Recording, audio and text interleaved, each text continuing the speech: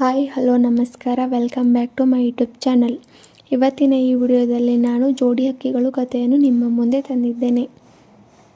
ಹೇ ಖುಷಿ, ನಿನ್ನ ಫೋನ್ ಬಹಳ ಹೊತ್ತಿನಿಂದ ರಿಂಗ್ ಆಗುತ್ತಿದೆ, ಆದರೆ ನೀನು ಯಾವ ಲೋಕದಲ್ಲಿ ಕಳೆದು ಹೋಗಿದ್ದೀಯಾ ಎಂದು ತನ್ನ ತಾಯಿ ಕೂಗುತ್ತಿದ್ದರೂ ಕೂಡ ಅದರ ಕಡೆ ಗಮನ ಕೊಡದೆ ನಾಳೆ ತನ್ನ ಶಾಲೆಯಲ್ಲಿ ನಡೆಯುತ್ತಿರುವ ಸಮಾರಂಭಕ್ಕೆ ತಾನು ಯಾವ ಬಟ್ಟೆ ಧರಿಸಲಿ ಎಂದು ಯೋಚಿಸುತ್ತಾ ತನ್ನ ಎಲ್ಲ ಬಟ್ಟೆಗಳನ್ನು ಹರಿವಿಕೊಂಡು ಯೋಚಿಸುತ್ತಿದ್ದಾಳೆ.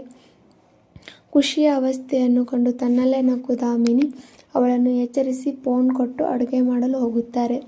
ತನ್ನ ತಾಯಿ ಕೊಟ್ಟ ಫೋನ್ ಪಡೆದು ಕಾಲ್ ರಿಸೀವ್ ಮಾಡಿ, ಏನೇ ಅಮ್ಮು, ನೀನು ಎಷ್ಟು ಕಾಲ್ ಮಾಡ್ತಾ ಇದ್ದೀಯಾ, ಏನಾದರೂ ಅರ್ಜೆಂಟ್ ಇತ್ತಾ ಎಂದು ಅಸಮಾಧಾನದಿಂದ ರೇಗಿದಾಗ ಅಮ್ಮು ನಗುತ್ತಾ, ಅರ್ಜೆಂಟ್ ಏನೂ ಇಲ್ಲ ಖುಷಿ, ಆದರೆ ನಾಳೆಯ ಫಂಕ್ಷನ್ಗೆ ನೀನು ಯಾವ ಡ್ರೆಸ್ ಹಾಕೋತೀಯ ಎಂದು ಕೇಳಲು ಫೋನ್ ಮಾಡಿದೆ, ಆದರೆ ನೀನೇನು ಕಾಲ್ ರಿಸೀವ್ ಮಾಡೋಕೆ ಇಷ್ಟೊತ್ತು ಮಾಡಿದೆ ಎಂದಾಗ ಖುಷಿ ಕೂಡ ನಗುತ್ತಾ, ಏಕೋತಿ, ನಾನು ಕೂಡ ಅದನ್ನೇ ಯೋಚಿಸುತ್ತಿದ್ದೆ ಎಂದು ನಕ್ಕಾಗ ಅಮ್ಮು ಕೂಡ ನಗುತ್ತಾ, ಯಾವ ಡ್ರೆಸ್ ಹಾಕೋತೀಯ ಹೇಳು ಎಂದು ಒತ್ತಾಯ ಮಾಡಿದಾಗ ಅದು ಈಗ ಟ್ರೆಂಡ್ ಡ್ರೆಸ್ ಗೊತ್ತಲ್ಲ, ಲಂಗ ದಾವಣಿ ತರಹ, ಅದನ್ನೇ ಹಾಕಿಕೊಳ್ಳೋಣ ಎಂದು ಉತ್ತರ ನೀಡಿ ಖುಷಿ ಕಾಲ್ ಕಟ್ ಮಾಡಿದ ನಂತರ ನಾಳೆ ಧರಿಸುವ ಬಟ್ಟೆಯನ್ನು ಪಕ್ಕಕ್ಕಿಟ್ಟು ತನ್ನ ಬಟ್ಟೆಗಳನ್ನೆಲ್ಲ ಚೆನ್ನಾಗಿ ಮಡಚಿ ತೆಗೆದಿಡುತ್ತಾಳೆ.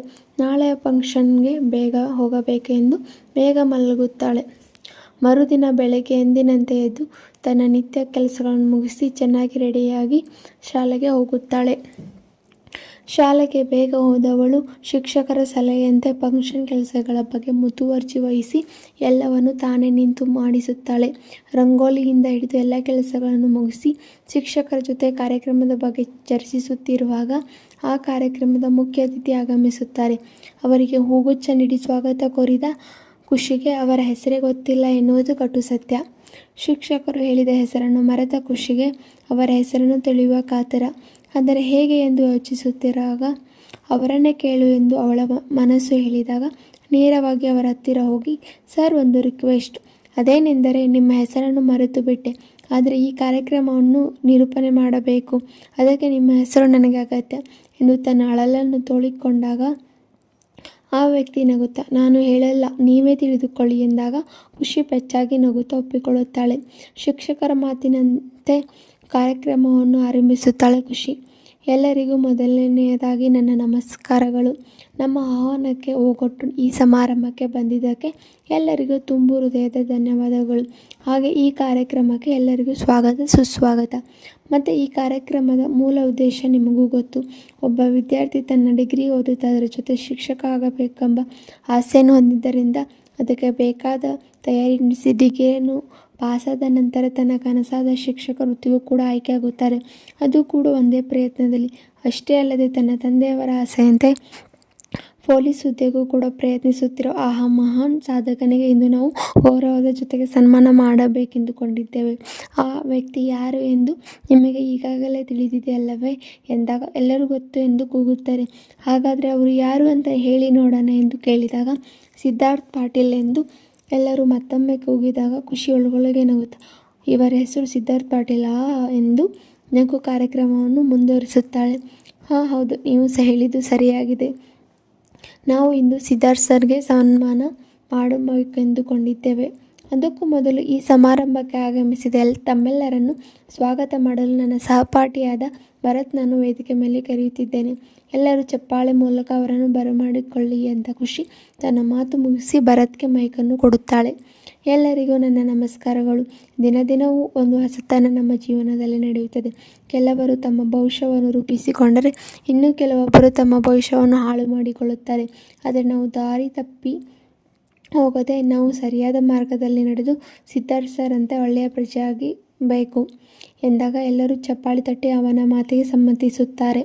ನಮ್ಮ ಆಹ್ವಾನಕ್ಕೆ ಓಗೊಟ್ಟು ನಮ್ಮ ಕಾರ್ಯಕ್ರಮಕ್ಕೆ ಆಗಮಿಸಿದ ಸಿದ್ಧಾರ್ಥ್ ಸರ್ಗೆ ನನ್ನ ತುಂಬು ಹೃದಯದ ಸ್ವಾಗತ. ಹಾಗೆ ಅವರ ಸ್ನೇಹಿತರಿಗೂ ಕೂಡ ಸ್ವಾಗತ. ನಮ್ಮೂರಿನ ಪ್ರಮುಖರಿಗೂ ನಮ್ಮ ಶಿಕ್ಷಕವೃಂದದವರಿಗೂ ಹಾಗೆ ನನ್ನ ಪ್ರೀತಿಯ ಸಹೋದರ ಸಹೋದರಿಯರಿಗೂ ಈ ಕಾರ್ಯಕ್ರಮಕ್ಕೆ ಸ್ವಾಗತ ಕೋರುತ್ತಾ ನನ್ನ ಮಾತನ್ನು ಕೊನೆಯಾಗಿಸುತ್ತೇನೆ.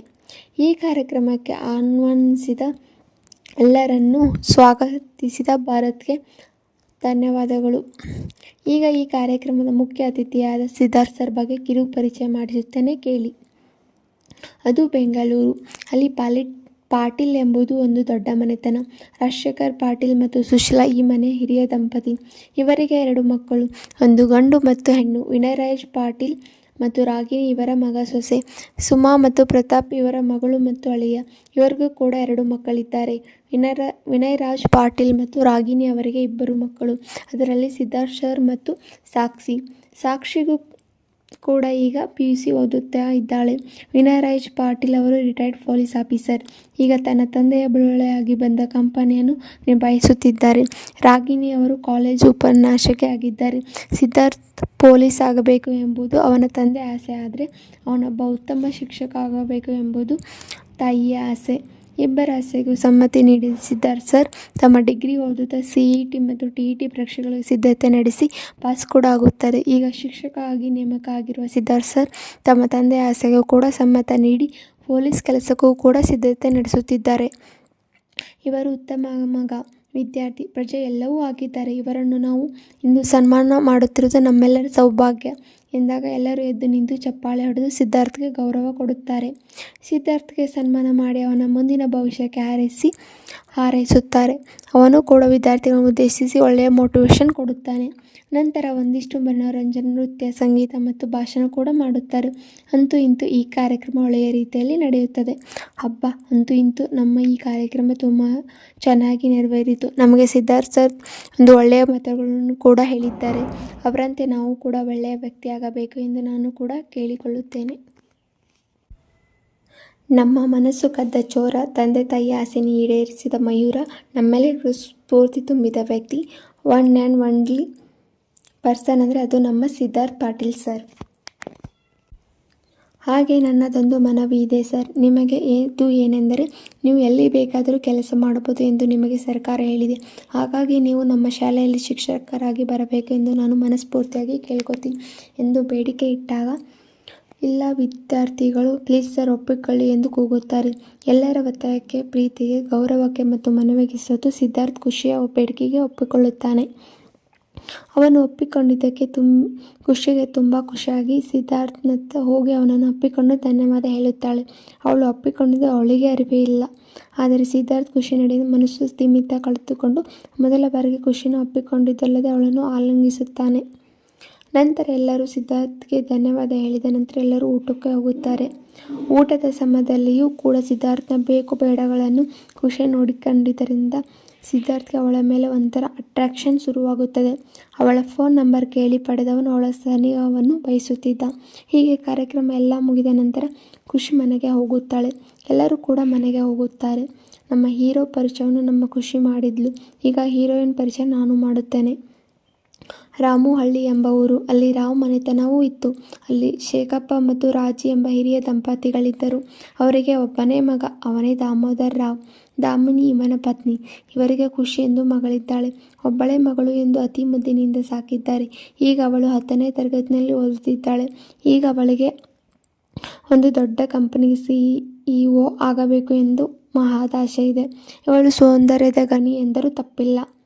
ಅವನು 2 ಕನಸು ಹೊತ್ತು ಅದನ್ನು ಈಡೇರಿಸುವತ್ತ ಗಮನ ಕೊಟ್ಟಿದ್ದಾನೆ. ಇನ್ನಿವಳು ದೊಡ್ಡ ಮಹದಾಸೆಯನ್ನು ಹೊತ್ತಿದ್ದಾಳೆ.